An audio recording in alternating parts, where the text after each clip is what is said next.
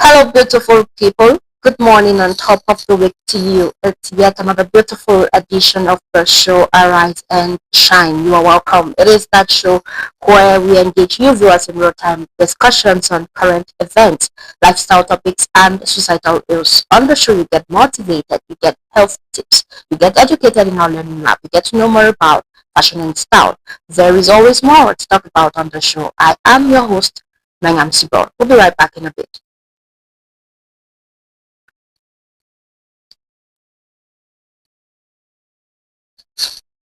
Arise.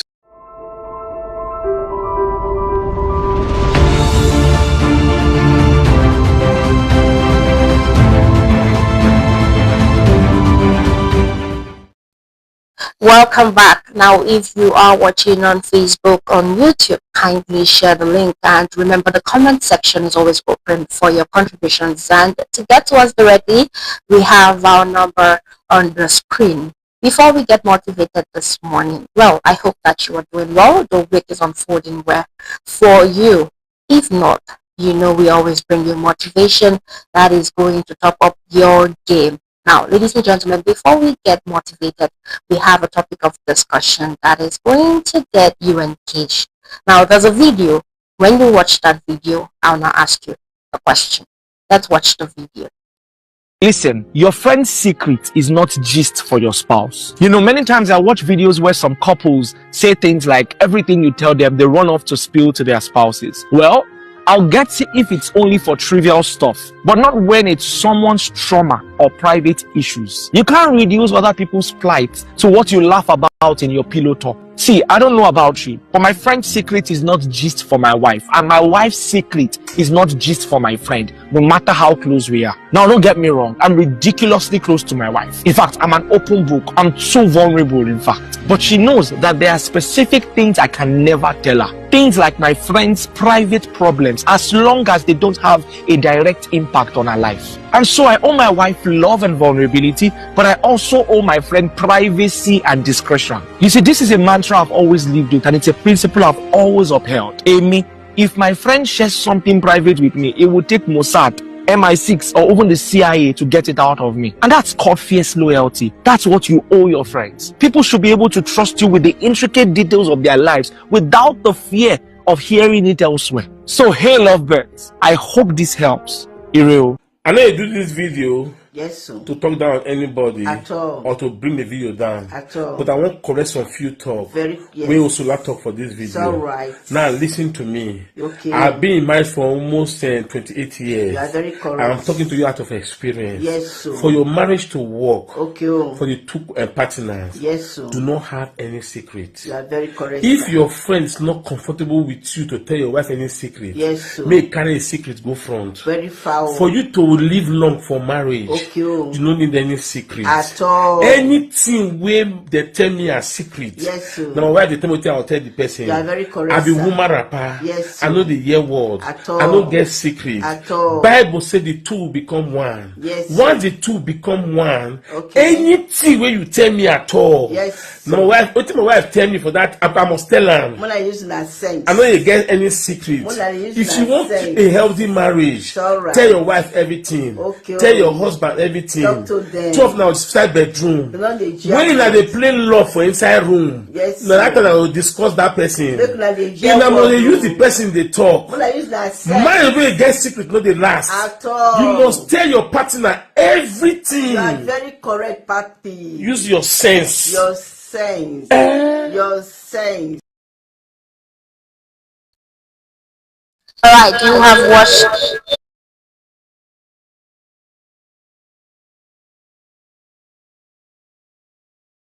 Have to ask you all this morning, between love and loyalty, right? Should your partner know your friend's secrets? Between love and loyalty, should your partner know your friend's secret? I know you love your partner so much, you are loyal to them, but are there boundaries when it comes to your communication? Come on, is your bond created by you discussing other people's lives in that marriage? Well, we want to see how we can navigate loyalty in our friendships, in our relationships, and also share, the values of other people, even when we are married as couples. Let's have your take on this. Between love and loyalty, should your partner know your friend's secret? The number is on your screen. The comment section is open for your contribution right now. Let's get motivated to be right back.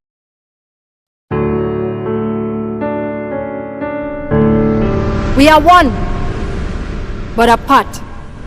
We are one, but broken apart. Broken apart by our differences. Broken apart by our individuality. Broken apart by our one-man mentality. We are one, but can't see because we blindfold ourselves under the saying, every man for himself, God for us all. Well, if every man were to be for himself, where then does the commandment, love your neighbor as you love yourself, fall? Why then were we created and put to live together in one world? You are my brother and I'm your sister, but you create a wall between us. We are supposed to love and respect each other, but you keep a distance and say, I am not your kind. You say your brother is the one with whom you share the same motherland, speak same language, have same complexion. But what you don't know is we might be different colors, but we are one people. We are equals. It isn't a mistake that we all, different as we are, coexist. There is a reason. It is for that reason that I am one side of the coin and you are the other. You are the vase, I am the flower. You are the plant, I am the gardener. So why create the borders? Why push me away each time I try to come closer? Why treat me less of your own? Why treat me like a stranger? Why the phobia? The thought that one person is related to you and the other is not is that of a narrow-minded. For the broad-minded, however, the world is one family. Milk and honey have different colors, but they share the same house peacefully. Why don't we set aside our differences? Give room for peace. Give room for understanding. Why don't we treat each other as equals and stop discriminating? Why don't we come to the realization that the world is a nation and we are all citizens? Instead of saying I am African, I am European, I am Asian, why don't we rather say I am a citizen of the world? Instead of staying divided in weakness, why don't we come together in strength? Remember, sticks in a bundle are unbreakable. Instead of trying to combat problems of hunger, poverty, violence, climate change individually, why don't we come together as the world's great community and fight for our survival and build a sustainable and common future? Instead of saying, I am because of who I am, why don't we say I am because of who we all are? Instead of criticizing, hating, and limiting each other, why don't we respect our diversity and make way for an inclusive, prosperous, secure, and sustainable world?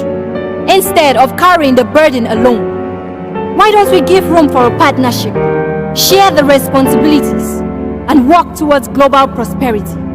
Instead of thinking and acting local, why don't we think and act from local to global? Instead of being citizens of individual nations, why don't we become global citizens, natives of the universe, citizens of the world?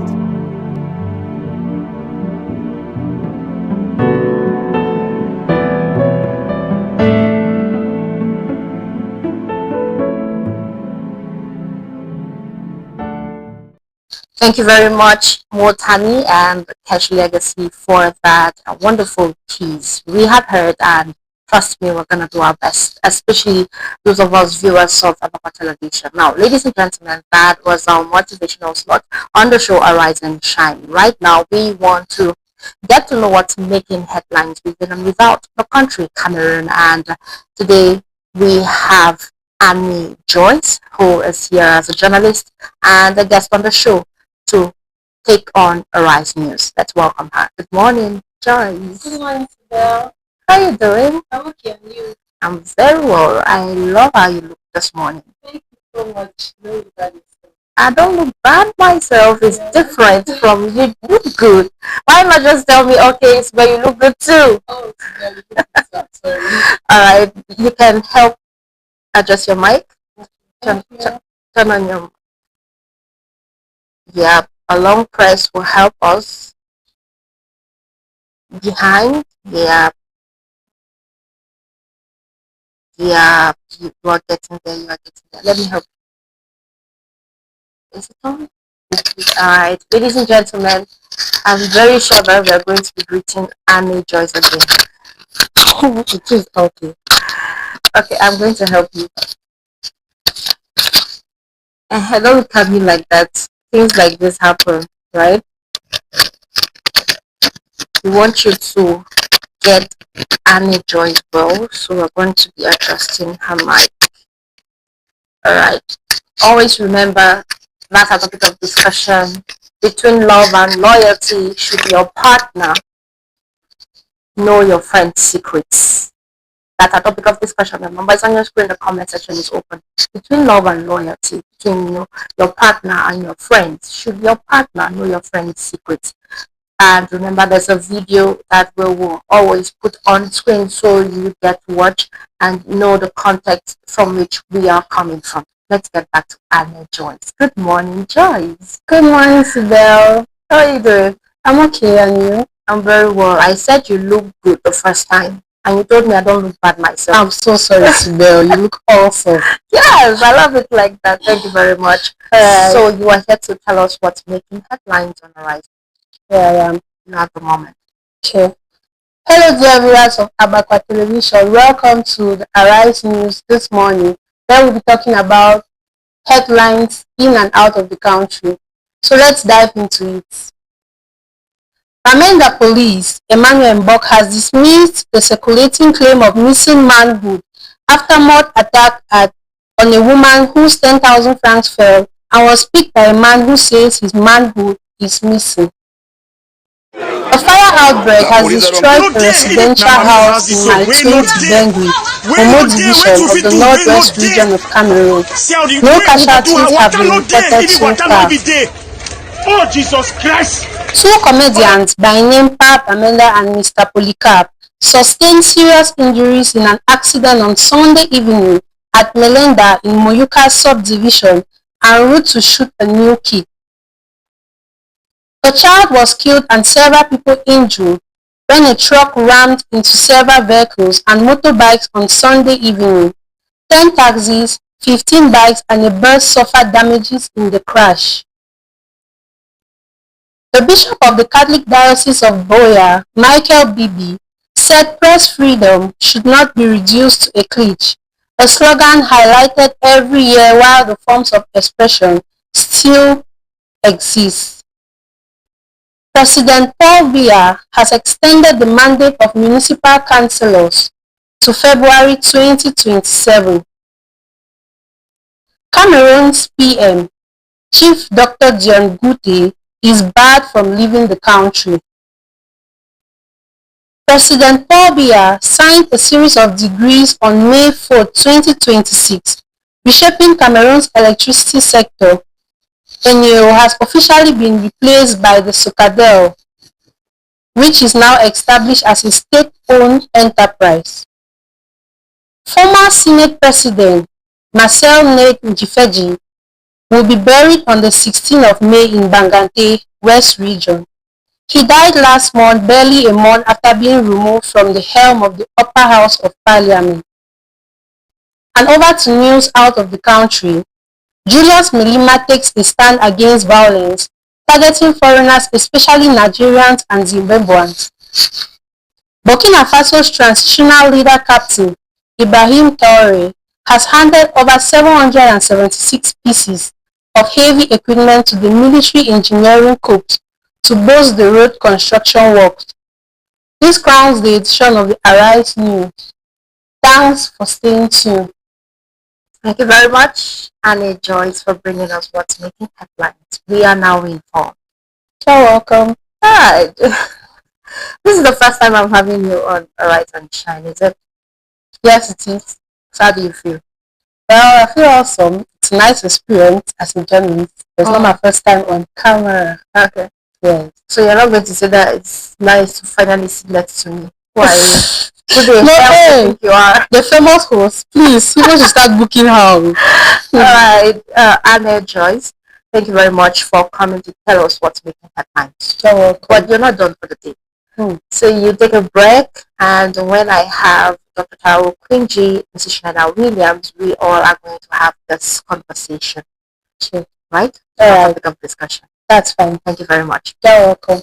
All right, beautiful viewers, that was Arise News given to us by Annie Joyce. Give her her flowers down in the comments. Right now, we are going to take on fashion and style, and when we come back, we will be receiving Mrs. Schneider Williams as we delve right into the learning lab on the show Arise and Shine. Stay tuned for fashion and style.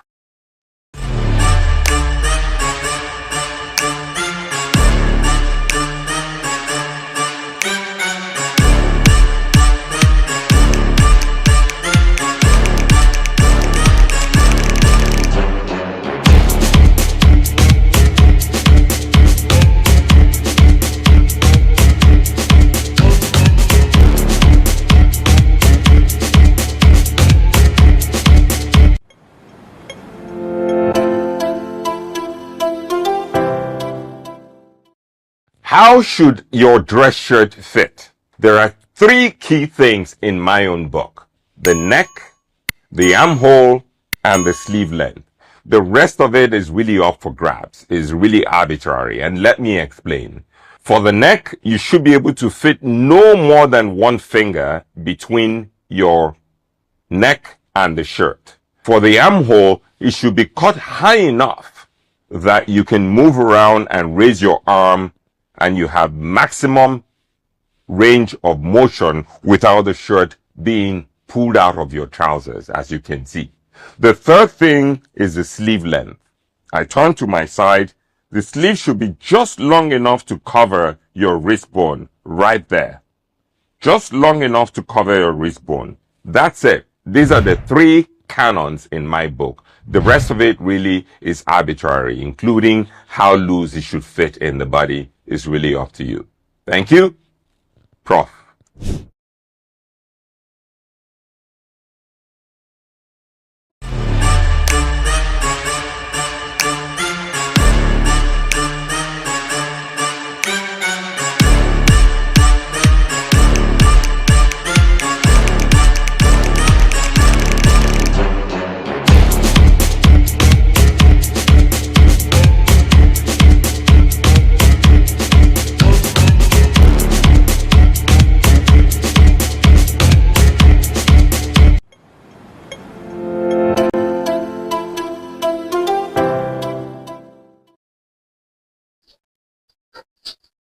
That was fashion and style, and I hear someone behind the scene asking if they still put on pinafores. Well, we are going to find out. We are going to find out from Mrs. Schneider Williams, who is here in the learning lab, and let's just welcome her. No long talk. You already know that you should get your books and your pens ready, because this is taking you back to school. She's been away from the camera for a long minute, but I don't know how she's feeling to be back.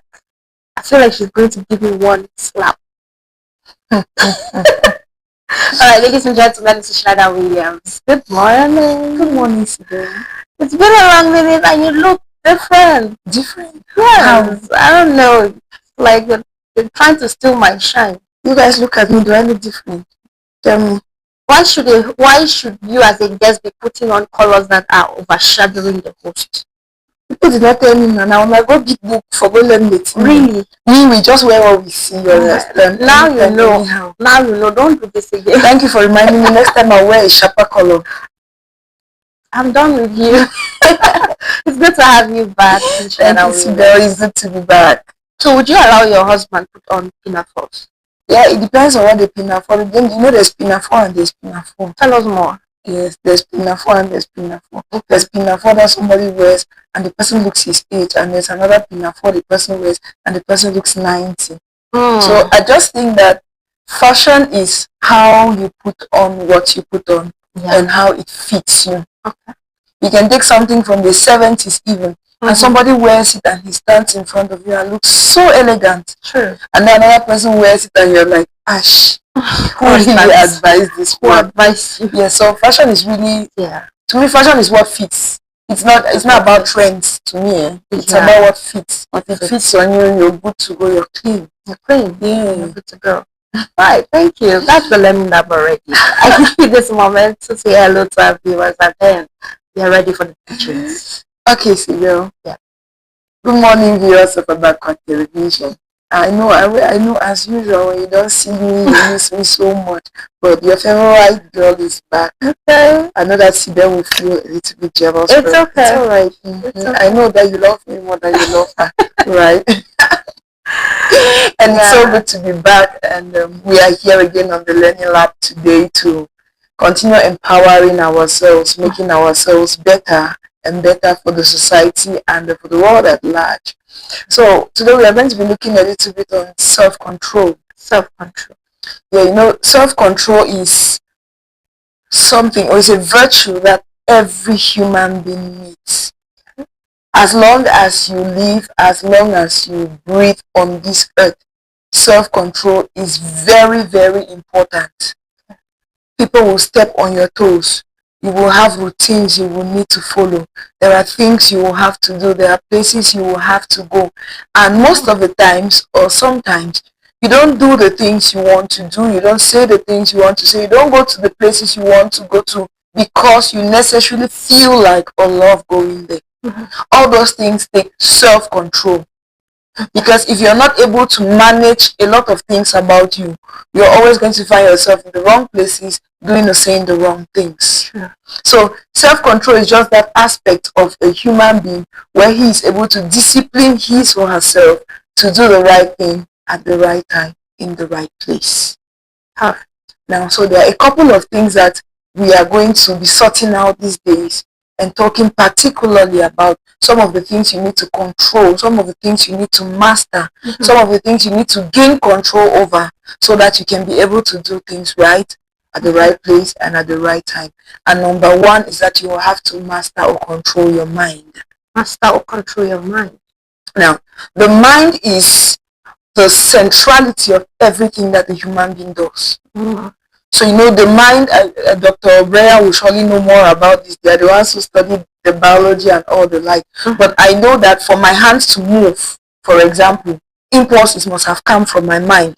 For my hands to move. For me to say something, the mind must have processed it. For me to move, the mind must have processed it. So everything that a human being does, that person does it as a result of the mind. That's why for us Christians, even the Bible is very particular about your mind. Because the mind is what determines your character. It's what determines everything about you. You say, guard your mind diligently, for from there proceeds the issues of life. It did not just say from there proceeds your action, the issues of life, which means that your whole mind revolves around your mind. It will go to Hebrews chapter 12 again and say that you should be transformed by the renewal of your mind, which means that what brings transformation even to us as Christians is a renewal of the mind. If the transformation doesn't take place, first of all, in the mind, it cannot happen outside. So the mind is like garbage in, garbage out, as people always say. Whatever you let your mind process is what you're going to act out on. I'm sure some people should be asking, if the mind is a central point, how do you manage it? How can you say that you should control your mind? Yes, it's possible. Remember, some time ago, we were talking about the subconscious and the conscious part of the mind. So, at the level of the conscious part of the mind, you can reject what goes into the subconscious mind. Because what is thought in your conscious mind is what you easily act on. For example, how do I know that I am a girl? Is because I heard that I am a girl as I was growing up. I accepted it to be true. So it's stored in my subconscious mind that I am a girl. You are a girl. Of course. So everything you allow past your conscious mind is the mind that receives the information firsthand. Everything you allow past your conscious mind into the subconscious mind becomes your action, becomes your words.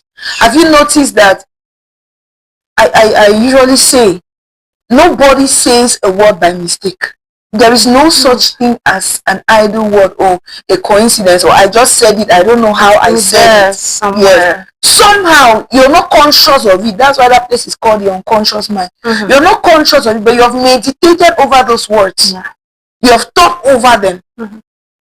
If I start planning today that I will beat Bell, it will happen. What an example. Because you just told me, she said I'm going to give her a slap this morning, right? Yes. So just imagine that. Wow, Yes. Imagine now that I accept that I'm going to give Sibel a slap. It becomes very easy. I can even just get down and give her a slap. Because I have accepted that I'm going to give her a slap. Yes. So you see, whatever you accept, anything you meditate on becomes your life. True. And that's why, it's like I'm in church today. I don't know why I'm feeling the Christian vibe. I'm feeling the Holy Spirit. Hallelujah. Yes. That's why your mind, the real fight of a Christian, the real fight of a believer is not the devil.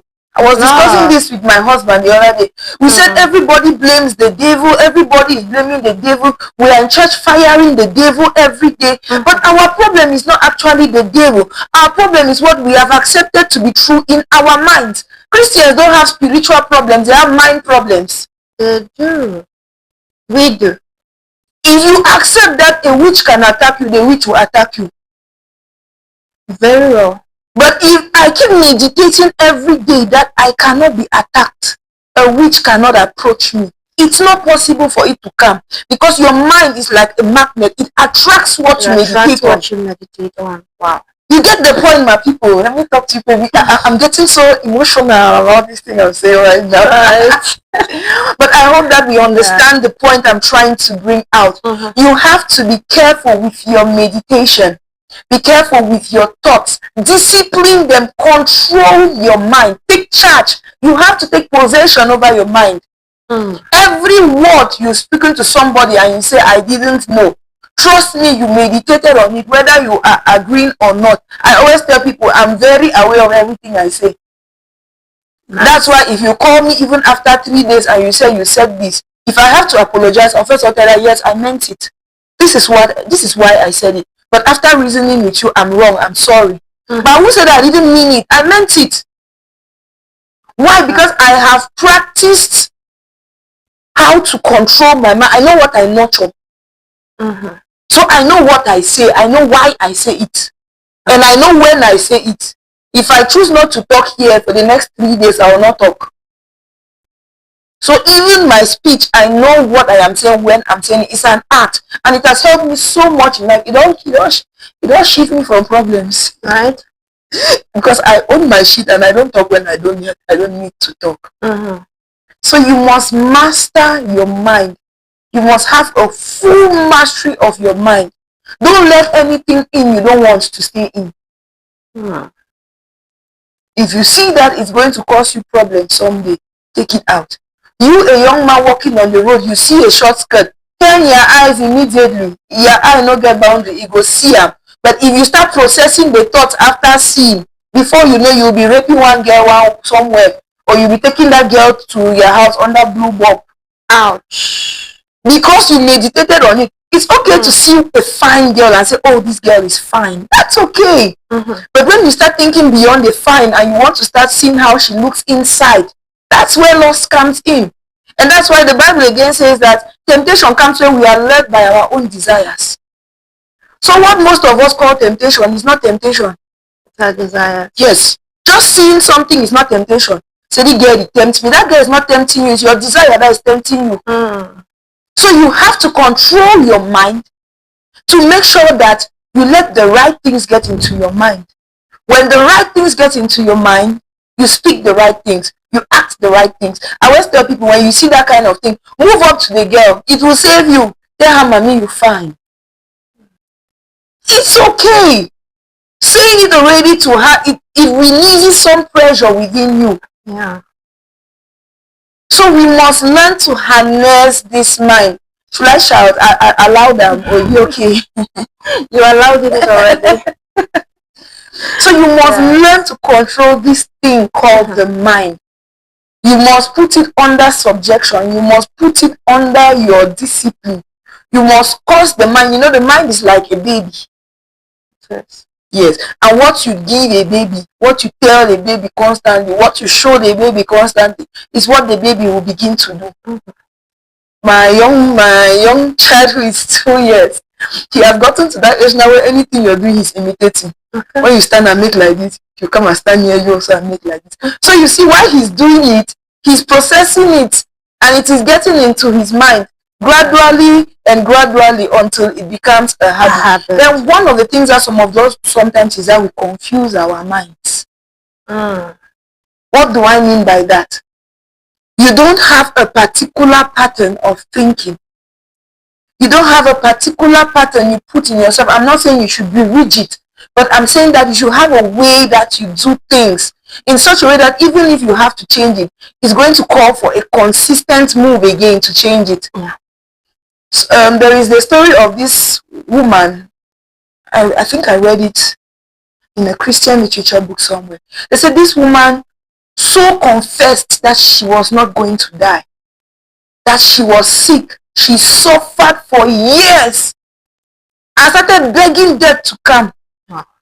But death could not come. She was suffering of sickness. The mistake is that she confessed that she will not die, but she did not confess that she will not be sick. So illness was tormenting her, but death could not approach her because it was already in her. She has meditated on it for years. Imagine somebody meditating, I cannot die from childhood till maybe the age of 60. It's impossible. Yeah. She started begging literally for death, and there was no way. She had to change her confession. I wish I was that woman because I knew what I would have done. I would have started confessing against sickness. Yeah. Hallelujah. Praise the Lord. So she needed to start resetting her mind and accepting death. And it took her another very long period of time to accept death before she could die. Okay. We think it's a joke, we think it's religion, but it's true. There is this place in a certain country where there are monks. They have a hospital there. Okay. Those people heal people through the minds. They don't use medicine. So when they put you on the bed, they meditate on you. In the next 2-3 minutes, you're well. Wow. So they didn't just start doing it like that. What they do is that they take children from birth.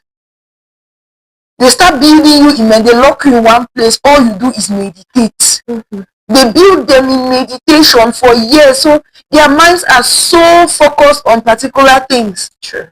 In such a way that, you know, if I start meditating that I cannot be sick, maybe next month I'll be sick. In 2 years, you could start that next month, I'll be falling sick after 1 month. Let's say somebody is regularly sick.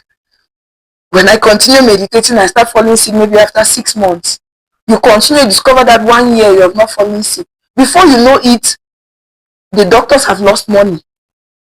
You understand? So it's just the same thing with those people. They so meditate on health, healing, that it becomes a virtue. That when they touch you in a few minutes, it's gone. It's gone. So I'm trying to make us to see the power of the mind. The power of the mind. Your mind is a weapon. Your mind is powerful. Everything that happens in this world has been premeditated. Everything you see happening has been premeditated. Some people have sat, they have thought through it, they have planned to it. I rightly heard that Elon Musk has a room in his company or in organization where there are some people that are put there just to meditate and bring ideas. He pays them to think. Yeah. You get that? So you just come like, I'm paying you a very good salary. Your job is to just enter that quiet room. You come every morning, you sign in, you enter that room, close the door. And you start meditating. And that's how the beautiful ideas are coming. And that's how he is growing and expanding. And some of us will only see to say he has joined Illuminati. Not be Illuminati. They know what they are doing. They are intentional. Yeah, it's making use of his mind. Yes, they are intentional. These people have understood different aspects, different components which you can put together to succeed. And one thing that they have understood is the power of the mind. So they are making use of it. Statistics show that every human being doesn't use up to Is it 3% of their mind? 3% of their mental ability is something that Dr. Brain, you can't help me because you're supposed to know. Yes, but I know that the human brain is far underutilized. Right. To show how big our minds are. And the Bible again. That's why the Bible will make us to understand that as much as you think, there says, as a man thinketh in his heart, so is he. It's just a way of saying that's meditation. That thing you keep thinking. That's how big the mind is. Mm-hmm. You may not be seeing it today, but if you keep thinking about it, it can happen. Sure. So what if you nurture your mind? You condition your mind to think about a particular thing which is right continuously. As you begin to think about it, ideas begin to pop up about it. Mm-hmm. You begin to write, you continue thinking. But this is it in brief. You must learn to control your mind. You must learn. Control what you think. Yes. Control what you let pass by your conscious mind into your conscious mind. Okay. Control what you meditate on. Control. Meditate on poverty, get poor. Get poor. You live a poor life. Meditate on singlehood, stay single. Come on. Yes. Meditate on joblessness, stay jobless. Stay jobless. You get the point, my people. So you must master what you meditate on. Mm-hmm. See, you see those people around you that every time you meet them, I bet borrow me 100,000. Who say I go take 100,000 for the economy? How for you, master the woman the only 6K? I say, how far the crisis go last key man? Run away from those people. Negative mindset. Yes, you must learn to process what you accept into your mind as true. And sometimes it happens by avoiding the people who have that energy. Yeah. Because if you stay continuously around those people, you tap from their energy. And before you know it, conditionally or unconditionally, you say those things. I've so cautioned my mind that even when I climb a bike, some of us, we just a lot with bike people. You climb a bike and before you know, either bike man is saying something about maybe the crisis and saying how what made the worker. If you're not careful, you'll be forced to say Masao, you know the worker for all sides. That's a wrong declaration. So sometimes when somebody says that kind of thing, deep in me, I'm just like, you know the worker now for you. It's going well for me. Okay, because sometimes you cannot really voice it because you have to also be emotionally intelligent about the person's feeling towards it. But now, at the same time, you must make sure that you counter it in your mind. True. So that your mind does not store the fact that things are hard. Mm-hmm.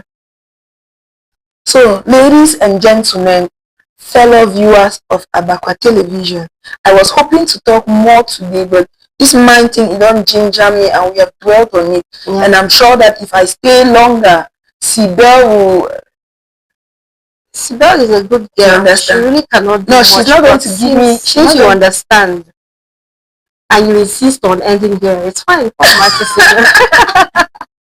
So that's what I have to share for us today on the Learning Lab on Arise and Shine on Abakwa Television. I miss that.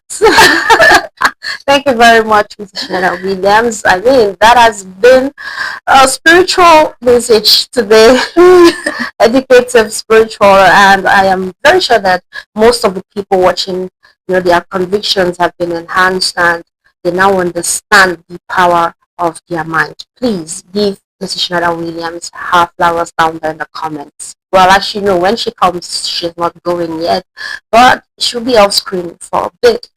Well, when we get Dr. Brenda Okrinchi to talk health, we'll come back together as a panel to have that topic of discussion. One more time, let's have that video and then the question. Thank you very much, Ms. Williams. You're welcome, Sibyl. See you guys shortly. Let's have a video right now and we will also have the message so we discuss further.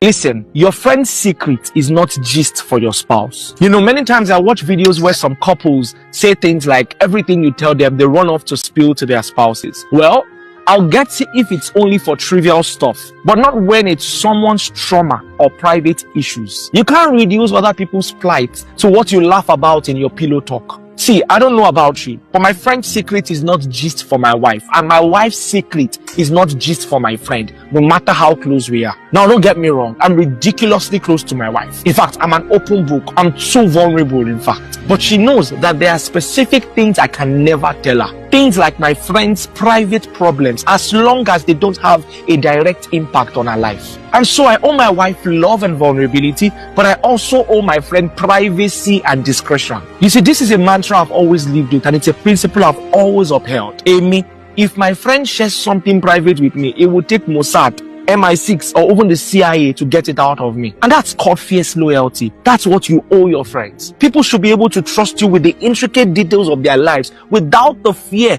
of hearing it elsewhere. So, hey lovebirds, I hope this helps. Ireo. I know you do this video Yes, sir. to talk down on anybody At all. or to bring the video down. At all. But I want to correct some few talk. We also talk for this video. It's all right. Now listen to me. Okay. I've been in marriage for almost 28 years. You are very correct. I'm talking to you out of experience. Yes, sir. For your marriage to work, Okay. for the two partners, Yes, sir. do not have any secrets. You are very correct. If sir. your friend is not comfortable with you to tell your wife any secret, Yes, sir. may carry a secret go front. Very foul. For you to live long for marriage, Okay. you don't need any secret At all. Anything where they tell me a secret. Yes, sir. Now why they tell me I'll tell the person. You are very correct. I be sir. woman rapper. Yes, I sir. know the year word. At all. I don't get secret. At all. Bible said the two will become one. Yes, Once the two become one, Okay. anything where you tell me at all. Yes. Now what my wife tell me for that, I must tell her. When I use that sense. I know you get any secret. When I use If you that want sense. a healthy marriage, Alright. tell your wife everything. Okay. Tell your husband everything. Talk to them. 12 now inside bedroom. They don't dey When jam. they play love for inside room, Yes, now that sir. time I will discuss that person. Make una dey If jam na must word, use the person they talk. When I use that sense. Marriage wey get secret no dey last. At all. You must tell your partner everything. You are very correct, Papi. Use your sense. Your sense. Your sense. That's the message. That is the message, and here is the question we have for the between love and loyalty. Should your partner know your friend's secret? As a topic of discussion, a lot of you have been contributed between love and loyalty. Once more, should your partner know your friend's secret? A lot of you have been sending me your contributions already. When we talk health with Dr. Brentaro Quincy, we will now have a panel session where we discuss further. Let's welcome Dr. Brentaro Quincy all the way from Homeclinic as we talk health this morning. Good morning, Dr. Brain. Good morning, one and only Minya Sibyl. Thank you very much. I'm used to that. So how are you doing today? I'm perfectly okay. Perfectly okay. Absolutely. The long I told you, you look good on the show. Oh, thank you so much. Yeah, and you always wait for me to tell you before you now give me my own compliment. So the reason why I'm telling you is because I actually miss you telling me how I look. Oh yeah, right on. You look beautiful. Thank you very much, Dr. Brain. It's good to have you here.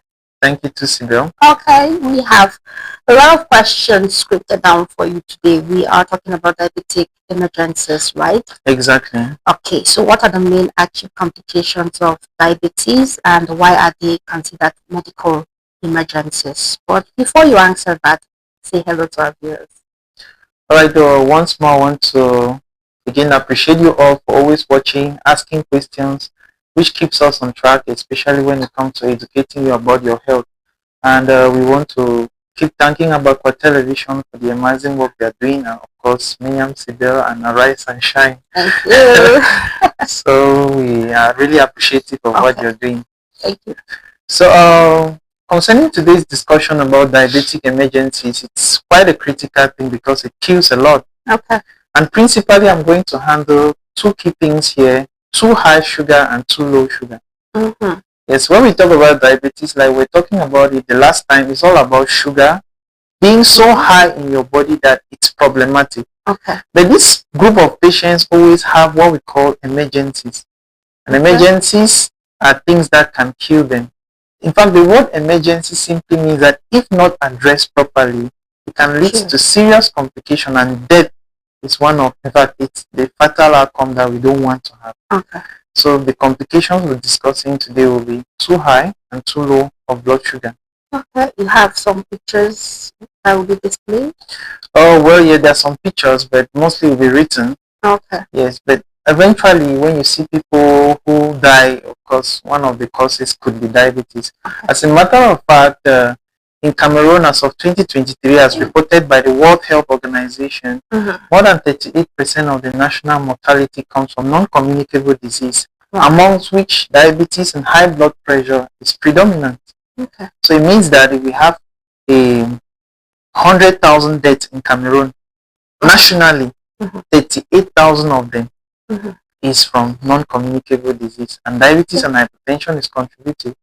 And sometimes these emergencies don't appear. They always give us early warning signs that when we ignore, we enter emergencies. Okay. So there is really nothing as emergencies, just us ignoring things, and then it leads to emergencies. So when you don't address things because of lack of knowledge, which is why I'm here, sometimes you fall into these things.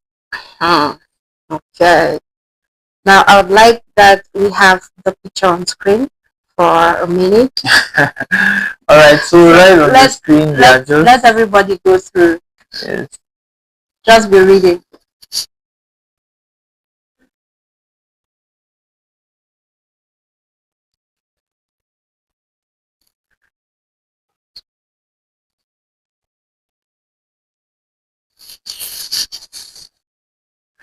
All right, would you want to explain the picture further, Dr. Bray? All right, this picture just simply gives us two key emergencies in diabetes, which is high blood sugar and low blood sugar. Just like I said, when we say high blood sugar, we say hyperglycemia. When we say low blood sugar, we say hypoglycemia. And these are key symptoms. And when you start noticing in a patient, you should be very aware that you might be at the face of these emergencies coming in, which definitely means that either you act with local measures or you carry the patient immediately to a nearby hospital. Okay, thank you very much. All right, that takes us to the next question I have for you, Dr. Brain. Now, can you explain the difference between diabetic ketoacidosis and hyperosmolar hyperglycemic state in simple terms? Now, these terms are aching. I must congratulate you for pronouncing them this way, because I know they are not kind of common terms. Yeah. So, in simple terms, you can have high blood sugar or low blood sugar as a diabetic emergency. Now, the high blood sugar are of two categories. Yeah. There is one that the sugar is just so high and then you lose a lot of water. That's what we call hyperosmolar, hyper and non-ketotic state. Okay. Then there is one that sugar is high, but your body has a lot of acid. That's why we call that one diabetic ketoacidosis. Okay. Those are the two simple things. I'm sure we understand the difference between ketoacidosis and hyperosmolar non-ketotic state, which simply one has high blood sugar and you lose water a lot, and the other one has high blood sugar and you have acid in the blood. Okay. So let's talk about the signs. What are the early warning signs of hyperglycemia, and how should someone respond immediately? All right. In simple terms, when blood sugar starts rising, we find out that patient starts drinking a lot.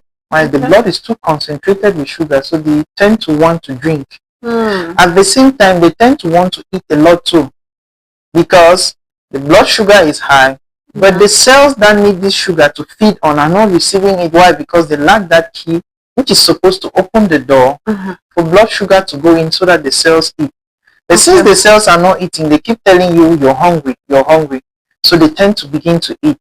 At a certain point, they become confused. And at the final point, you realize that they can become comatose. That's to say they go unconscious. That's what we call diabetic coma. Okay. Due to high blood sugar. Okay. So these are the common signs. In addition to that, you have somebody who urinates a lot. Remember I told you that when there is so much sugar in blood, it starts leaking away through urine. But this sugar does not go alone. It goes along with water. So it's dragging water with it and the person is peeing a lot. Okay. So these are typical signs that begin to tell you that this patient's sugar is going out of normal. Okay, doctor, please tell us who is most at risk, in developing acute complications? Maybe children, adults, or people newly diagnosed with diabetes. Exactly. Those who are highly at risk of developing this are typically people who miss medications. Okay. They miss follow-ups. And also children and the very elderly who might not really be able to take care of themselves. They need close follow-up. And beyond that, people who are sick, especially you fall sick, maybe malaria, typhoid, pneumonia, even skin infections. Okay. Yes, because presently I have several cases where sugars are high. I'm doing some home service where I'm following up some patients. The sugars went high. And when I took note of the fact that they had a skin infection, I was explaining to them, it is this skin infection that is stressing your body and pushing your sugar up high. Okay. So any infection that somebody has, as far as you're a diabetic, it can raise up the blood sugar.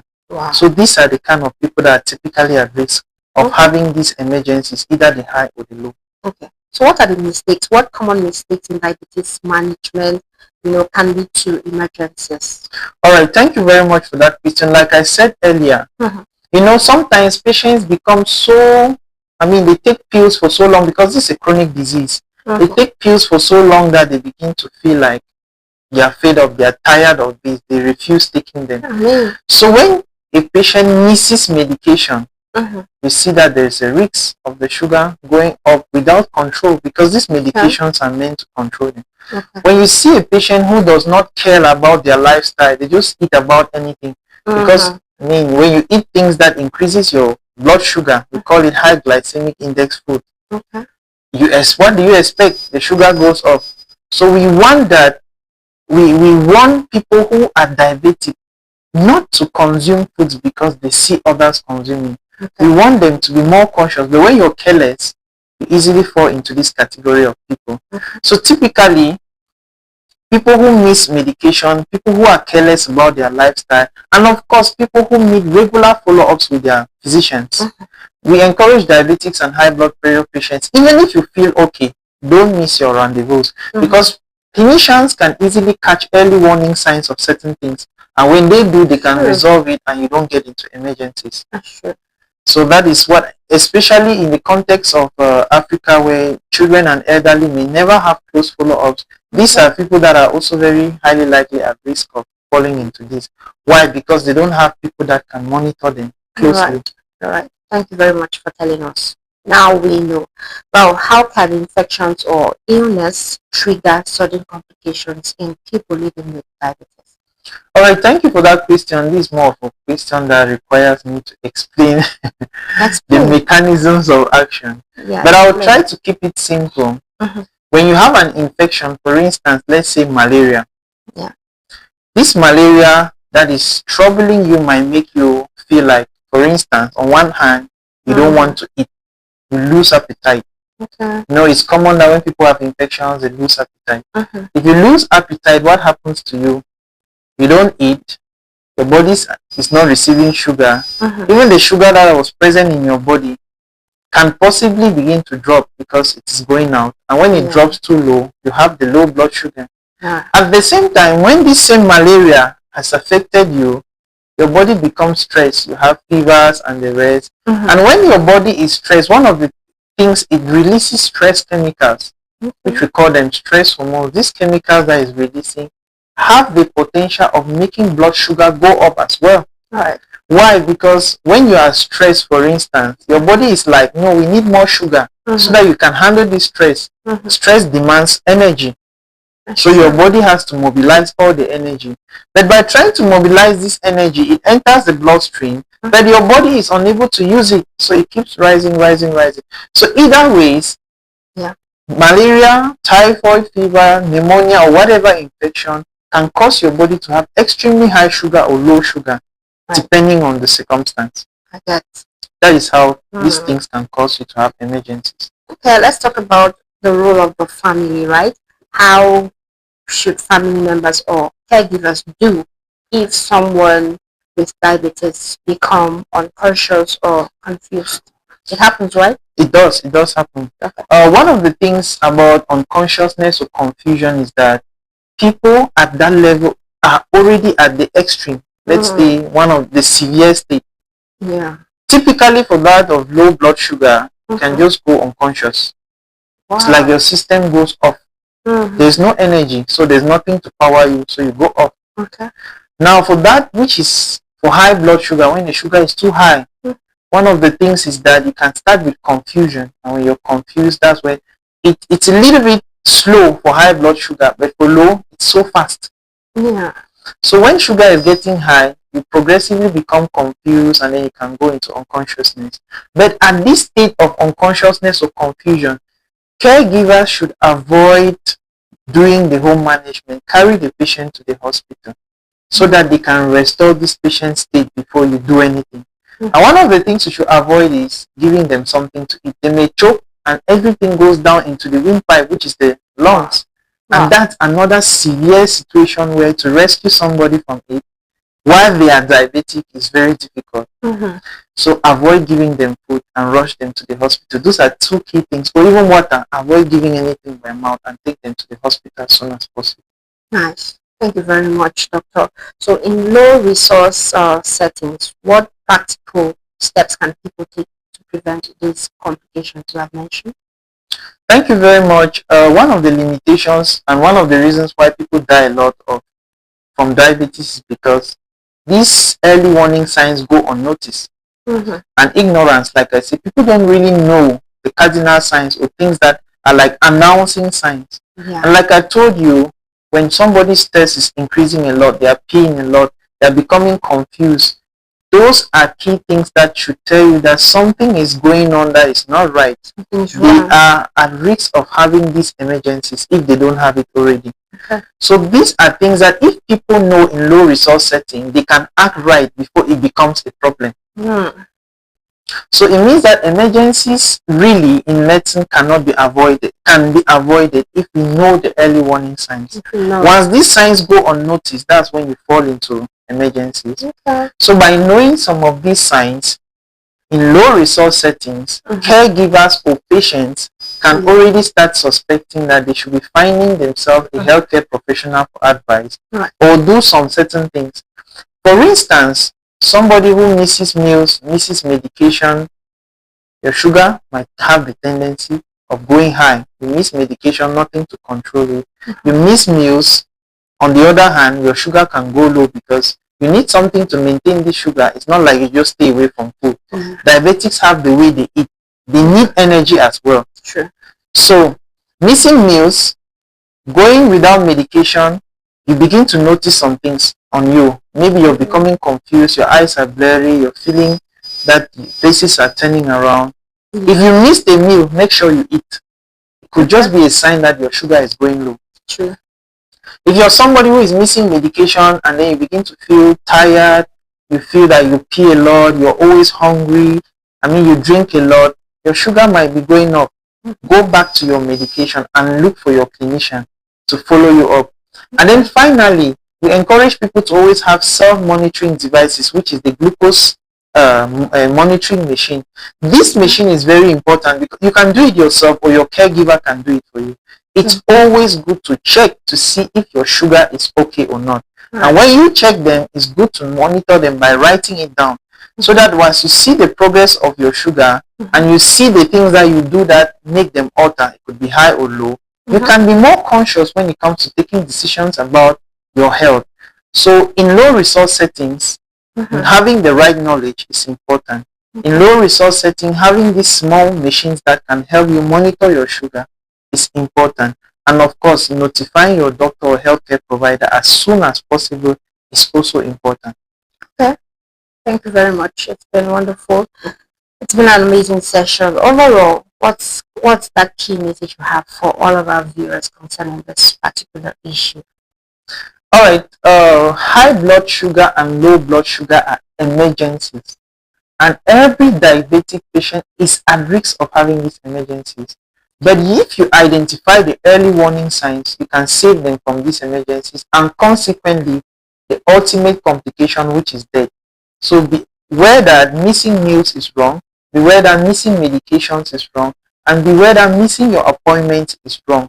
So all of these things we want you to take special attention of. When you're going, you fatigue, you're drinking a lot, you're confused, or maybe you're feeling like you pass out. These are key warning signs that might be saying your sugar is high or low.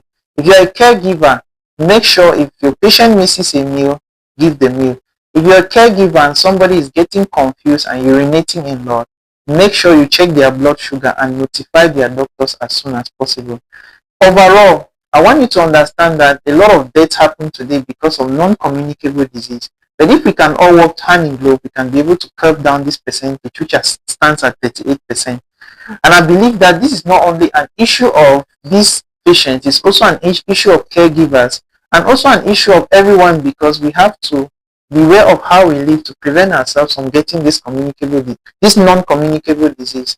Because statistics shows that even at 35, people are already having it. 30. I even have somebody at 28 that came to me, a young person, young male. So when I see this trend, I know that lifestyles are changing and we are not conscious. And because of this lack of consciousness, we live unhealthily and we invite these disorders and moreover the complications. So thank you very much.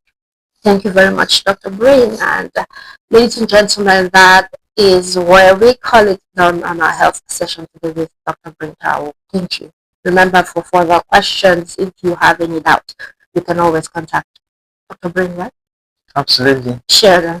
Share with them. All right. So one thing I am doing with Homeclinic and Homeclinic Foundation is that we are trying to see how we can support this group of individuals with hypertension and diabetes with education and also follow-ups so that they don't fall into these complications. So you can always visit us every last Friday of the month at Homeclinic Foundation head office here at Brazaris Junction or at Osenages. We have our meetings from 8 to 10 a.m. And during these meetings, we counsel you, we educate you, we also do you basic screenings, we check your urine, we also check your blood sugar. And these things help us to really monitor your progress. And when we do this, we also call you from time to time to know the state of things, because our desire is that those living with chronic disease should not have a financial burden and should be able to live healthy lives just as anyone in the society. So that is where you can always find us, and we'll be waiting for you. If you have patients or people you care about, you can refer them to us and we'll do the right thing. Thank you very much. Dr. Bray, you know how we do it. When you are done, we have a panel to discuss on our topic of discussion. All right. So, ladies and gentlemen, we will have a musical interlude, and when we come back, you'll be having Annie Joyce Vacancy. You'll have Missionary Williams, and together with Dr. Brain, we are going to discuss further on our topic of discussion. Need I remind you that we are talking on between love and loyalty. Should your partner know your friend's secrets? Between love and loyalty, should your partner know your friend's secret? Maybe we should take on the message that this question stemmed from, and we'll be back. Listen, your friend's secret is not just for your spouse. You know, many times I watch videos where some couples say things like everything you tell them, they run off to spill to their spouses. Well, I'll get it if it's only for trivial stuff, but not when it's someone's trauma or private issues. You can't reduce other people's plight to what you laugh about in your pillow talk. See, I don't know about you, but my friend's secret is not just for my wife, and my wife's secret is not just for my friend, no matter how close we are. Now, don't get me wrong, I'm ridiculously close to my wife. In fact, I'm an open book. I'm so vulnerable, in fact. But she knows that there are specific things I can never tell her. Things like my friend's private problems, as long as they don't have a direct impact on her life. And so I owe my wife love and vulnerability, but I also owe my friend privacy and discretion. You see, this is a mantra I've always lived with, and it's a principle I've always upheld. Amy, if my friend shares something private with me, it would take Mossad, MI6, or even the CIA to get it out of me. And that's called fierce loyalty. That's what you owe your friends. People should be able to trust you with the intricate details of their lives without the fear of hearing it elsewhere. So, hey lovebirds, I hope this helps. Ireo. I know you do this video Yes, sir. to talk down on anybody At all. or to bring the video down. At all. But I want correct some few talk. Yes. We also talk for this video. It's all right. Now listen to me. Okay. I've been in marriage for almost 28 years. You are very correct. I'm talking to you out of experience. Yes, sir. For your marriage to work, okay, for the two partners, yes, sir. do not have any secrets. You are very correct. If your friend is not comfortable with you to tell your wife any secret, yes, sir. make carry a secret go front. Very foul. For you to live long for marriage, okay, you don't need any secret at all. Anything where they tell me a secret, yes, sir. Now why they tell me I'll tell the person. You are very correct. I be woman rapper. Yes, sir. I know the year word. At all. I don't get secret. At all. Bible said the two will become one. Yes. Once the two become one, okay. Anything where you tell me at all. Yes. Now what my wife tell me for that, I must tell her. When I use that sense. I know you get any secret. If you want a healthy marriage, right. Tell your wife everything. Okay. Tell your husband everything. Talk to them. 12 now inside bedroom. When they play love for inside room. Yes. Now that time I will discuss that person. Then I must use the person they talk. When I use that sense. Marriage wey get secret no dey last. At all. You must tell your partner everything. You are very correct, Papi. Use your sense. Your sense. Your sense.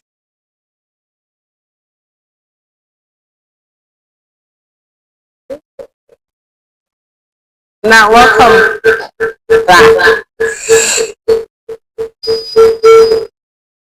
Welcome back, beautiful people. Now that you have familiarized yourself with that video, you will see that the Ursula is the guy who spoke first. You know, that in his own opinion, it's not a good thing to share your friend's secret with your partner, no matter how close, no matter how transparent you think you all should be in your marriage. Your friend's secret is not food for discussion in your marriage. And this other couple came up to contradict that saying. What's your take? That's why we have asked the question that between, love and loyalty, should your partner know your friend's secret? Is it everything that you tell your partner? Especially when it comes to the lives of other people, do you use it as a bonding tool in your marriage? Can your bond between your husband and you, or your wife and you, exist without the lives and stories of other people? We want to have this conversation. A lot of you have been contributing. Well, we already have our panelists who are on set. But before we get to see them again, let's receive some of the messages that you all have been sending. Okay, the first message I have this morning says, "Good morning. My name is Manka Geraldine and I'm watching from my tailoring shop in Tarinkun." Okay. So, I think this is not the message. This is not the message. Let me get there. Okay, the message says, "Good morning, my sister." They called me sister in this one. Thank you very much, my brother or sister too. This is Mba Cynthia watching from Queen. Honestly, I'm even shocked this is a debate. If my friend trusts me with something, it ends with me. Full stop. My partner did not swear an oath with my friend. Some of you people are just breaking trust carelessly in the name of love. Tomorrow, when your friend cuts you off, you will start crying. Friendship is built on confidence, and once you break that, it's very hard to rebuild. Okay, thank you very much, Cynthia, for your contribution. We are going to discuss on that further. This other message says, "Hello, hello. This is Elvis following at Upstation." Hello, Elvis. Thank you for following and letting us know where you're watching from. Now, Elvis says, "Me, I don't agree. My partner is my other half. What I know, she knows. I cannot be hiding things in my own house. If your secret cannot survive my partner hearing it, then maybe don't tell me in the first place. Transparency builds trust, and I won't be keeping parts of my life away from the person I am building with." I want to leave it at 2 because the look Mrs. Schneider has on now, I don't want to let that look pass away. So let's welcome them back. Welcome back, Mrs. Shara Williams. Welcome back, Dr. Brain. Welcome back, Joyce Annie. Thank you. Okay. You guys are welcome back. Thank you. So, since we are all ladies and Dr. Brain is the only guy here, let's start with him. Oh, Yes, this is a hard one it's a hard one, because right? they come from the background that the Bible says the two, the 1 + 1 is 1, right? So the two shall become one, which means Okay. saying something to the husband literally means you're saying it to the wife. But Wow. truth be told, from a health background, when it comes to ethics, Yeah. there's what we call confidentiality. True. So, in my opinion, when it comes to things like this, Mhm. if you are telling a friend something out of trust and confidentiality, it's supposed to stay between the two of you. Because I believe that, for instance, for us as medical professionals, Yeah. it is not right for me if I have, imagine a boy comes to me, is diagnosed, screened and diagnosed to be HIV positive, and I find this boy going out with my daughter, for instance. Oh, I don't have the right to tell my daughter. really? Yes, Good. that's confidentiality. Yeah. So there are things that when people tell you out of confidentiality or trust, except you tell them, can I share this with my spouse? Otherwise, you're not supposed to. That question is very important. Yes, so for me, I think that loyalty and love should not be things that we mix. Because to your friend, you really have to be loyal. To your spouse, you have to love them. But you have to understand that you have to maintain that integrity of loyalty. Okay. And I believe in certain countries, when it comes to legal things, if you let it out, it could bring a lot of legal implications. True. And you might suffer a lot from it. You don't know what your partner might do with that same information you're giving them. So I think that's how this should be. Okay. Loyalty and love should be maintained. Trust, confidentiality should also be maintained. Okay. Thank you very much. Now, I would like you to make some comments on the comments that we are receiving, but shortly, right? Okay. Now, let's get to Aunt Joyce. Joyce, I want to ask you just one question. I love how you're giving it to me. Okay, so let's say that you're married, right? And you have your friend who trusts you so very much. And she tells you a secret, one that nobody else knows about it. And she tells you, okay, I don't want you to share this with anybody. I don't want your partner to know, and all the like. Then you to keep that secret. Well, because I think it was secret. She was not going to tell me in the first place. I was indebted to my husband, so normally he will know. You're indebted to your husband. Yeah, so normally he has to make it that piece of information away from him. That means I'm not loyal to him. You're not loyal to him. So according to you, loyalty has to do with transparency without boundaries. Yes. Regardless what happens, he has to. Regardless the person involved, Yes. he has to know. Even your parents. Yes. I've left my parents, so I'm now with him. You're giving it to me. The two shall become one. You're giving it to me. Thank you very much. Schneider already tell us if this is practical. Okay, that's Joy's take. Ma'am Schneider, before I get to you, let me receive this other message. It says, greetings everyone. This is Grace. Loving the show from Old Town. Thank you, Grace, for letting us know you love the show. Grace says, let me tell you something. Wisdom is key. Not everything is for your partner, and not everything is for your friends. Learn to filter. You can't carry every story like a town crier. Some matters will only bring unnecessary tension in your home if you overshare. Balance is what keeps both your relationship and your friendships healthy.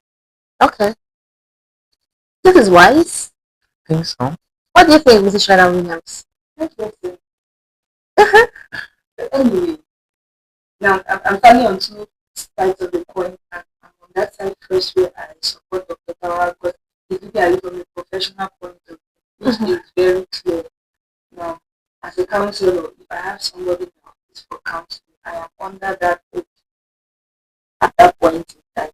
They will see gist in their partner that different and we are But the first thing is know your partner. Know your partner. Yes. If he knows that you know that your partner will not be able to keep the information. Because how will your friend even first of all know that you share it with your partner? Yeah. You see me and my husband, for example, if we grab your name, you will never know. Because he will never talk about it to you or to anybody. You get the point. So at one point, it's know your partner. Okay. If you have built that relationship with your partner where you can actually discuss everything and it stays between both of you, why would I not feel free to tell you anything? But if you have that partner that by the time I just say Sibel has done this to me, the next day I don't ever see you like a friend again. Because Sibel wants to come to that to try to come up from my house. Yes. Don't tell your partner. You're right, except for the fact that you keep using me as an example. Maybe he's been writing my name somewhere. Ouch! Yes, I get you. Yes. So the idea to me is it's not right and it's not wrong. Okay. The focal point for me is know your partner. But at the level of the client and the service provider, it's confidentiality. My husband really knows that when I am sitting on my professional desk, whatever the client tells me, he will not know. Or even if I have to bring it to him, because and I'm not bringing it to him just because he's my husband, I'm bringing it to him also based on his capacity to counsel. Okay. And I'm maybe telling him that I had a client today who explained this to me. I'm not disclosing the client, nothing. Please, I need more ideas. How do you think that we can go about it? At that point in time, I've still not disclosed the client. And I am still aware, I'm conscious of who I'm sharing the information with. Okay. And I'm not disclosing the client, of course. You know, there is a way that, alright, I can just sit with you and I ask you, if you will have some, if for example, you sit down and somebody comes and tells you, I'm pregnant and I don't want my parents to know what you do. He doesn't know why I'm asking. Yeah. But now there is information we can share at that point that I can draw strength from to use to handle the client. At the level of professionalism, he knows that I am under oath and I cannot reveal identity or information. I can only go maneuver it to get the information I want. But you see how I talk about faith, I'll grind your name, but make your my friend, I'll grind your name. But the only thing is that he will never react to it. If I don't tell you that he knows, you will never know he knows. Okay. You get it? Because it stands between both of us. Now, what if sometimes people share, not just for the reason of grinding, but out of concern. I could share something about the friend sometimes with my husband so that we pray for the friend. Okay. Yeah. So it's about relationship, know your partner. When you know your partner, you know how much you can grind with him and grind. The question is, what if we are erasing the fact that, you know, we all are humans and these are our mouths sometimes. We talk like, when we talk about the subconscious and the conscious, sometimes unconsciously you just say things without knowing it. The fact that we are humans, we are meant to, you know, flip our mouth sometimes without even realizing that, okay, we have said this thing. Now that fear of, you know, telling your partner, and your partner has somebody that is also very close with and maybe share stuff with. Sometimes mouth diarrhea. Yeah, it can happen. It can happen. Trust your instinct. If you feel that you should not say it, don't say it. Right? Yeah. But also, there's one thing about instinct tells us we don't listen. Sometimes I feel like you should just trust your instincts. If your instincts say don't. Yeah, because what if you just say don't? I think that is always a risk of this information getting out. True. So, to an extent, I would say before you tell your friend something, you should ask yourself, will you be comfortable if this thing goes out? If you're not comfortable, then don't say it. Because they will ultimately share it at some point. So, if you're willing to take the risk, then go on, share the information. Because why not ask your friend, just like what you said, always ask, should I share this with this person? I mean, if you ask and that friend says, no, I don't want it out, why don't you just swallow it up? Exactly. Or maybe it's because we are not married. Dr. Brain is because we are not married. That's why I was saying that. Madam Schneider will tell us this. You don't know. Sometimes something happens and I'm like, I'm going to keep it to myself. I'm going to keep it to myself. Only in you, like, sometimes it happens and I'm calling on the phone before I reach there. There's some, I don't know how to explain it there. And people will just stop. Tell us, it's okay, tell us. There is something like that the second man said with his wife. Yeah. There's something about bedtime stories you guys don't understand. Wow. Sometimes you even say something subconsciously before you realize that, you said it, you have said it. That's you being disloyal, right? To your friend. I'm not disloyal to my friend. But she said don't spill it out to anybody. Let me tell you why I'm not disloyal. Why? That speak it out. Your husband will carry it out. You don't know. I just said that address before you come in. I just said that to highlight something that happened on social media. You know, Theophilus Sunday. Yes, a Nigerian gospel musician who got married, and a year later, he only posted that he has a child a year later, and it's 1 year, which is different from what many other people do. Before they even make it 1 year, the pregnancy, they will post it on social media. So they kept it secret until the boy was 1 year, and now they announced that they've had a son for 1 year.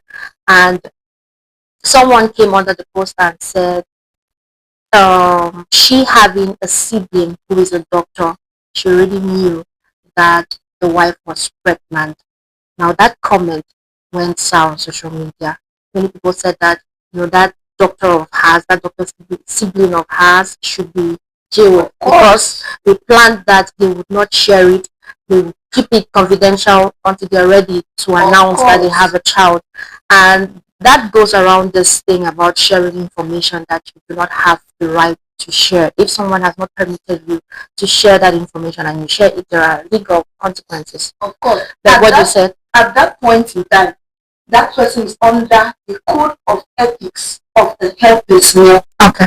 So the person should actually be sued for that. But any friend in the right senses, when we are talking to a married friend, know that there is a 90% chance that what you are telling that married friend will reach the husband. So don't tell. That's just, these are cute to say that. Don't reveal your secrets to married people. That's why I'm saying. Don't reveal your secrets to a friend you cannot trust. Okay. Yeah, that's why I'm saying that one way or the other, you have a risk you're taking. But this information you're releasing will definitely reach the husband or the wife, depending on who you're releasing it to. And you never know. Maybe later on, this thing could still leak somewhere from these same people you trust. So if you are willing to take the risk, you take the risk. But while taking the risk, if you don't want it to be shared, you make your intentions known. Is this I'm telling you, I don't want you to share. But know that they can still share. Like she said, people who are married, there's less than gisting. Maybe this gisting comes along with other things. So you're willing to take that risk. What that we should be attacking them. Are you not just sleep? When she wants to tell me something, I know she's not calling her there, I'm asking her. And then she just continues with the story. But now, why would she tell me, even when she knows that my husband will know? Okay. There is trust. She knows that even if I tell my husband, there is a limit to where it can go. She also said, don't give information to a friend you cannot trust. The first problem is that you trust the person. Maybe don't give to a friend that you don't trust, and you don't trust the husband too. Because I can trust my friend, but the two couples are always opposite. My friend can be, secretive. She can be trustworthy, but the husband, on the other hand, is outspoken. If her husband is outspoken and she's telling her husband that she's not trustworthy. Okay. No, but Joyce, let's not leave Joyce hanging. She was going to say something. Joyce, please come in. No, I was coming in the part where she said, the couple, the wife must tell the woman in her case she's married. Okay, we are not married, so what are you trying to tell us? If you say the first thing to your husband and it goes out, will you still continue to tell him? No, I'm not telling him. That's why I say know your husband. Okay, what if he changes? He promises to change. No, I'm not telling him. No, I'm not telling you. They don't do promises like that. Oh, wow. It's normally said and it's accepted everywhere. Trust once broken can never be repaired. Right? There's a high probability that when trust is broken, it's difficult again. Even though there are exceptions, depending on how the information is, you can understand and then reason your husband. If it's something that I've been telling you before and you're not speaking, and then probably there is a mouth slip once, that's something we can handle in the bedroom. And I tell you, I don't like the fact that you say that, like, oh, I'm sorry. That's why I come back to Dr. Garana. I think there is a chance. Yes, there's always that Condition yourself to it. You get the point. But now, if it's something that is your call, I cannot be for the first time. In fact, before you even want to call me your husband, you must have really tried some of those things. Know how far you can go, what you can tell, what you cannot tell. But the conclusion of all this here, if you are giving information to anybody, whether married or not married, it's a risk. Okay. and if you're willing to take the risk, you see. Well, do we all agree with the second party who contradicted the message from the first guy that, you know, for your marriage to work, you need to be transparent with everything? People who are saying that thing because of confidentiality in their own. Anyways, I just feel that you should. There's really no one size fit all, but you should have wisdom when you're talking about certain things. Okay. And sometimes this wisdom like that is not easy to have. Yes, because there are situations where doing that will be useful. There are other situations doing that will be very, very Dangerous. it's dangerous. Exactly. Mhm. But if you are able to understand and have the wisdom of managing it, is good. But the truth, the bottom line is, each time you say something to somebody, know that there's a risk is going to leak one day. Mhm. But if you're willing to take the risk, then you go ahead and tell the person. Okay. Truth be told, friends you trust, you always want to share, because there are things that when you hold to your chest, it's like it's dealing with you. Everybody needs somebody to talk to. Exactly. So, but when you're sharing this information, be ready for the information. One day, it may not be as soon as possible. It may later on be some years after. You still find the information out. But if you're okay with that, then share. Just like she said, this friend of hers, when she's sharing, knows your husband already knows. But anyways, I'll continue sharing. She's okay with the risk of it getting to your husband. Okay. I don't know, but I don't know what really happens when bedtime issues. No. It's like She's bad on personal it's like and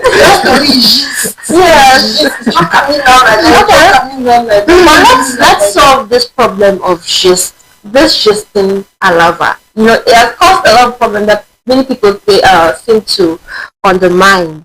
There are people whose relationships, right, they bond on this gisting. Okay. Can we have bonds, genuine bonds in relationship aside, you know, stories of other people, you know, what this person said, what this person did not say, what this person did, what this person did not do? Let's think about that. We can, the word can, we can. Yeah, It's not possible. it's not possible. Like we already said, everybody's looking for a safe space. Sometimes somebody talking about another person is not even necessarily because there's some ill intention. Okay. Sometimes it's just because you're processing something in your mind and you just need to air it, to relieve it of your mind. Yeah. But genuine relationships should not be built on that kind of background. The foundation of the relationship should not be that. But in the course of the relationship, those things will always come up. It will always happen. You will always just pass on the road and see one boy and come back and say, I see some boy for road and so you understand? They pass to do so. There is always something that will make you talk about another person. But now the foundation of the relationship, and this is very common with women. You see women who become friends because they have a common thing. Yeah. And the day that things get sad between them, everything comes out wash on the floor. So when the base of any relationship is another person or people's needs, that relationship is bound to fail and will fail off. So that should not be the foundation. Those things will always come up, but it should not be the foundation of the relationship. Okay. So let's proceed. Thank you very much. Now we are going to be making comments on the messages that we are receiving currently. Thank you all for staying tuned. Thank you all for contributing. Your messages are coming and we are receiving them. We ended with last time we ended with Elvis, right? So this other message says, greetings everyone. Okay, we ended with Grace. Now let's get to the other message we have here. It says, hi everyone, this is Stella calling from Big Man Con. Hi Stella, thank you for watching and contributing. Stella says, I feel like it depends on the kind of secret. If it's something dangerous or that can affect lives, please speak up, even to your partner. But if it's just personal issues, respect your friend's privacy. Not everything is a couple discussion topic. And maturity is knowing the difference. Not everything is a couple discussion topic. And maturity is knowing the difference. Wow. Thank you. Big talks. Stella, thank you very much for contributing. Well, this other one says, good evening. This is a typing error, I'm sure. Good morning. Na Roland from Upstation Bamenda. Thank you, Roland. Roland says, all this talk is why friendships are not lasting again. People don't know how to keep quiet. Your partner today can be your ex tomorrow. Ooh. Then what happens to all those secrets? You've just exposed your friend for nothing. Please, loyalty first. Let's first there. We didn't see this other corner of it, right? That a breakup can happen, a divorce can happen. And then when that happens now, there's hatred. You know, the partner starts keeping grudges before you know it, they start exposing the partner's secret, what they did before, what they did not do before. There are possibilities like that, right? Exactly. I just find that a partner who does that because they are broken up is very immature. Right. And you don't know an immature person can break up. Even before breakup, while in a relationship, you can already identify that this person is not mature to hold information. Okay. So it still goes back to what I said from the onset, know your partner. Know your partner. There are some men that are just naturally naughty, some women that are just naturally naughty. But you already see that naughty tendency in them. Just know that anything can salty any day. So it still comes back to that point that you should know your partner. Okay. Know your partner. If you know your partner, it doesn't take a breakup for you to see these things. You will know that that person can do that. Okay. And then I so agree with Stella. Yes. Also, even at the level of counseling, there are some information that they say that those informations cannot be private, even as a counselor. Exactly. For example, if somebody comes and tells you in the counseling hall that I killed somebody yesterday, you don't have the right to disclose that information. But if that person comes and says, I will kill somebody tomorrow, you have the right to disclose it. So there's some information that is between life and death, which you must expose. You must. And there is some information that it's already happened, something that has already happened, which you could keep. And at the same time, even at the level of the partners, again, it's a kind of sensitivity. Know your partner, know how much your partner can hold, how much your partner can hold. Cannot hold. Yes. Okay. Thank you very much. And thank you very much, Stella and Roland, for that very profound contribution. Well, this other message says, hello, this is Mimi watching from Bambili. Thank you, Mimi, for watching. Say hello to everybody in Bambi Live. They call an analysis. Bambi Live. Alright, it's good to have you watch the show, Mimi. Now, Mimi says, I'm not even angry, but let's be honest. Some of you overshare because you lack boundaries. Your relationship should not cancel your individuality. Keep something for yourself and respect your friend's trust too. Okay, so you're saying that as an individual, I should not overshare. And if I am a friend to someone, I should keep the secret. That's what you're saying, Mimi. Thank you for telling us. We now know. I'm still only single people here. That's why some of these things we are speaking from knowledge, but we are speaking with a lot of experience. You're speaking with a lot of experience. I'm still only single people right now. But they are actually making a lot of sense. Everybody is making sense, but in our own circles, right? Yes. As single people, it makes sense. Needs a balance. Yeah. No, as single people. I'm not actually saying that you're single, you understand? Okay. I'm just saying that. That's kind of a saying. When they're telling you you're single, but don't feel bad, I'm saying. Yeah, so I'm saying that there's not, when you look at it from a perspective of when I will get married, this is what I will do. It's going to be very different from now that I am married and this is what is happening. Okay. What I ordered versus what I received. Yeah, I understand that. Very different. True. Because there are some things I cannot really explain. It's experience that's explaining. I get it. It's okay. Before you take us deeper than we can go. Let's if you talk to a woman who is in a bad marriage, she will tell you that she cannot disclose her information to her husband because the relationship is in a bad state. It's a bad state. But if you talk to a woman in the best time of her marriage, she will tell you that she tells her husband everything. So now, not to be emotional about it, when you are looking at your partner, look at your partner rationally. Look at the partner for who he is, who your love aside first. Look at that person for who it is, and then detect if you can have certain discussions with them or not. Secondly, I agree with her. So she said, know your limits. Know your limits. Probably there's some discussion you can have with your partner, but there's some information you know that if your partner receives, he's going to become very hyper about it. Keep that information. You know will kill you. You can keep information.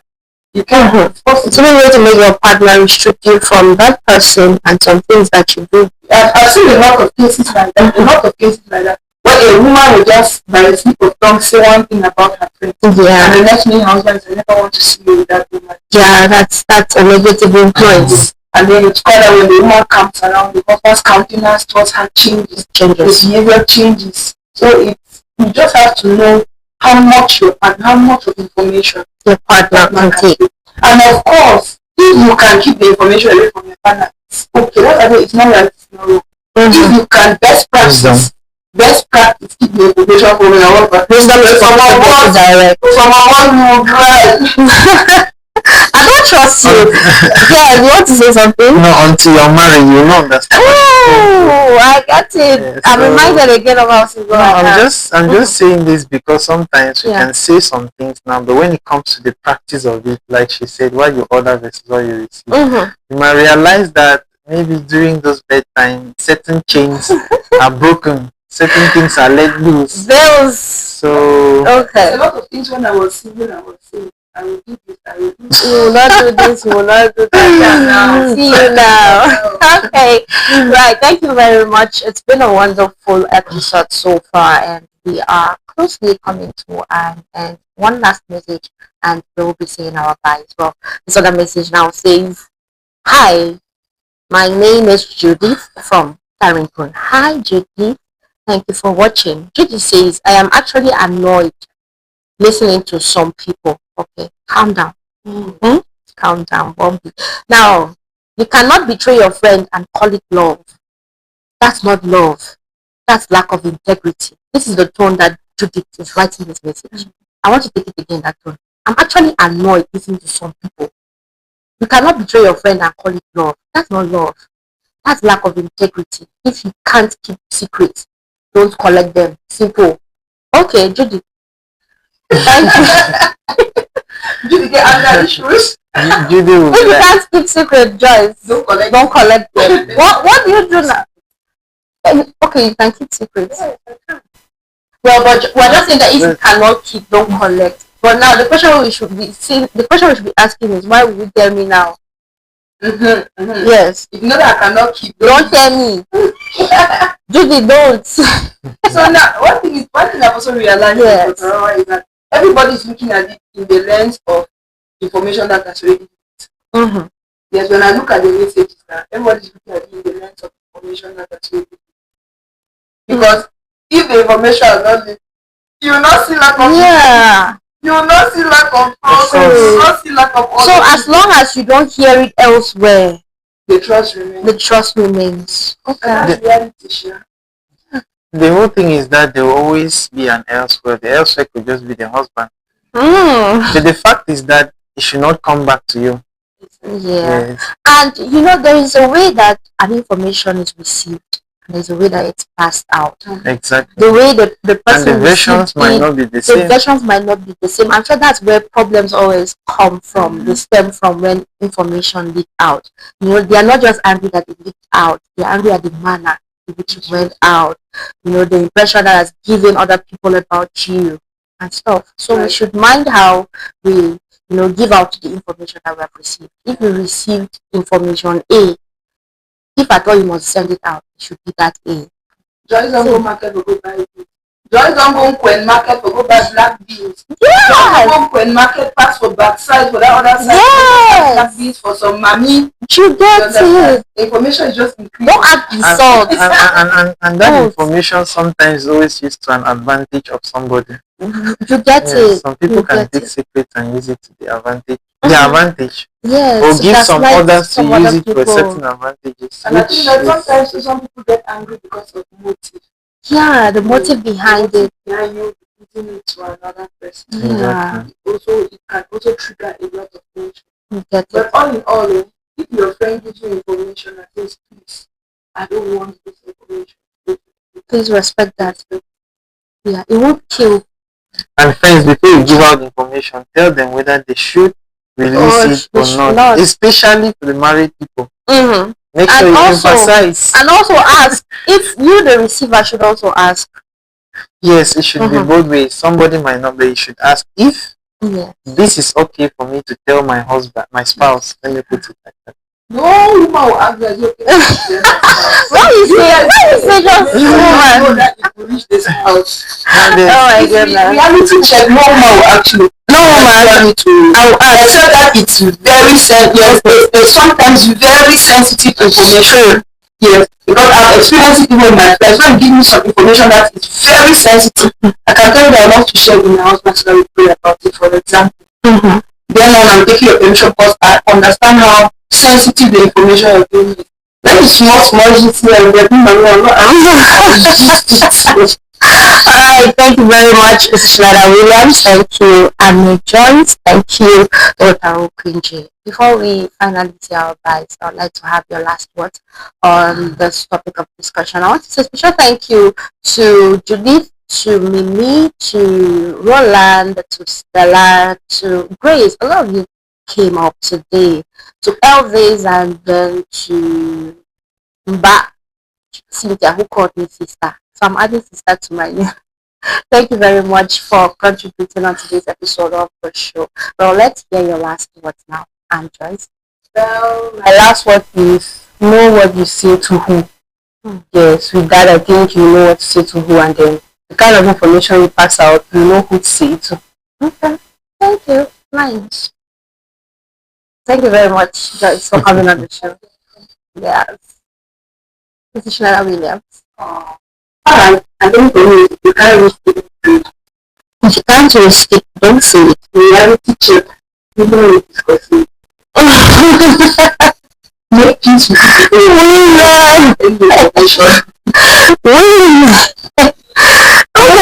peace with that. Make peace with yourself. Okay. Before you discuss secrets with anyone. But I want to ask as a married woman, at that time that your husband brings up the cheese. My mom was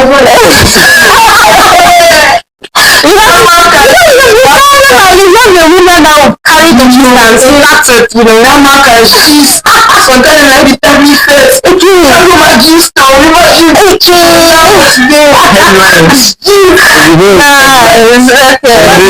truth that in most layers, it's women that are words. Yeah, that's why we are always very particular about it. They don't need them to talk about it. Okay. Thank you very much. Dr. Taro. She said it all. Yeah, I knew you were going to say that if you can't risk it, don't say it, right? That's right. Okay. That's the bottom line. Okay, remind us about our health topic.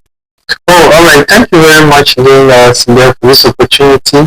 Like we said earlier, diabetics have emergencies, and these emergencies are always of two types: high blood sugar or the low blood sugar.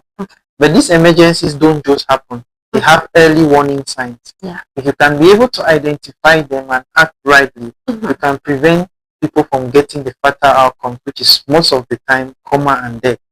So we invite you to always contact us at Homeclinic Foundation. Come to our head office every last Friday of the month.